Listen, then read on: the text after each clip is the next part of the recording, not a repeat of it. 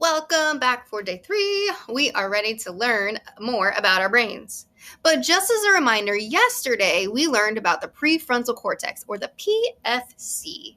And just for fun, we're going to pretend that the PFC is a thoughtful turtle. Because we learned yesterday that the PFC, or the prefrontal cortex, is the part of our brain that helps us make wise choices and make good choices and to think before we act. So a very super important part of your brain.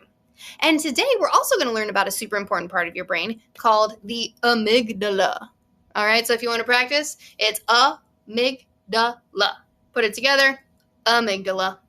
All right, it's a really fun named part of your brain and it has an important job to do. And so we are going to learn about that and how that can influence how we act. The tricky thing is, sometimes your thoughtful turtle's job gets interrupted by another super important part of your brain, the amygdala.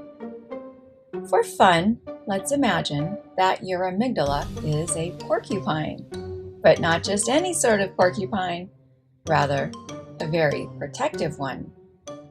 Your protective porcupine's main job is to watch out for anything that might harm you and to keep you safe.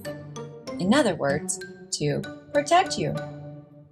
If your protective porcupine detects a threat, let's say it notices that a saber-toothed tiger is about to attack, it immediately sounds an alarm that alerts the rest of your body to quickly prepare for action. When your protective porcupine is shouting out orders, your thoughtful turtle retreats in its shell and shuts down. There's no time to stop and think after all. All of your energy must be focused on surviving. You can tell when your protective porcupine is hard at work from clues like your muscles tighten, your heart starts racing, your breath becomes shorter and faster, your thoughts speed up, you start feeling a big emotion, and then that big emotion urges you to either fight back, get away fast, or freeze. This is called your stress response.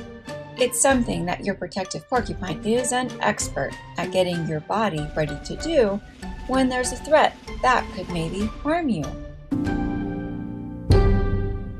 Now, fighting, fleeing, or freezing can really come in handy if a saber-toothed tiger is about to attack you.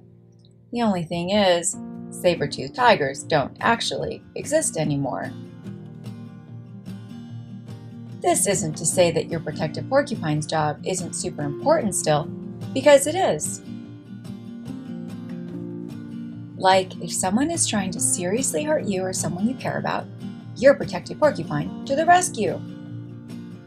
Say you're crossing a street and a car is heading right towards you. You can count on your protective porcupine to try and get you out of there fast. Or there's a grizzly bear standing just 20 feet away. Guess who's going to try and keep you safe? You got it, your protective porcupine.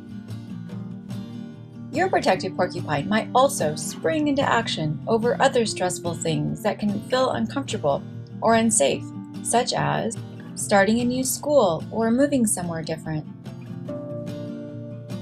Problems with friends or other kids. Struggles with schoolwork. Conflicts happening at home. Being yelled at or shamed, money problems, feeling worried about what you see in the news,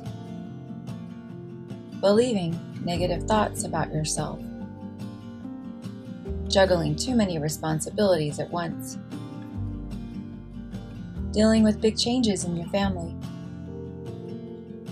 sensing that your grown-ups are under a lot of stress themselves, or feeling left out, lonely, or unloved.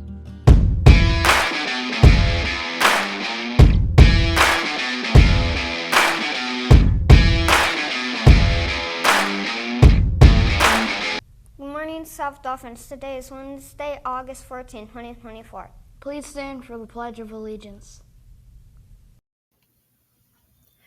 I pledge allegiance to the flag of the United States of America and to the republic for which it stands, one nation under God, indivisible, with liberty and justice for all.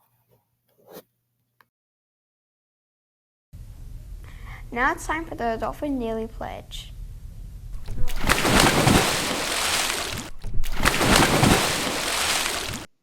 Today is a new day. I will act in a safe and healthy way. I will do the right thing and be polite. I will respect others and treat people right. I will take responsibility for me. Today, I will be the best I can be. That's all we have for SES Rewind. Thanks for watching. Make today the best day ever. Dance party. Oh yeah.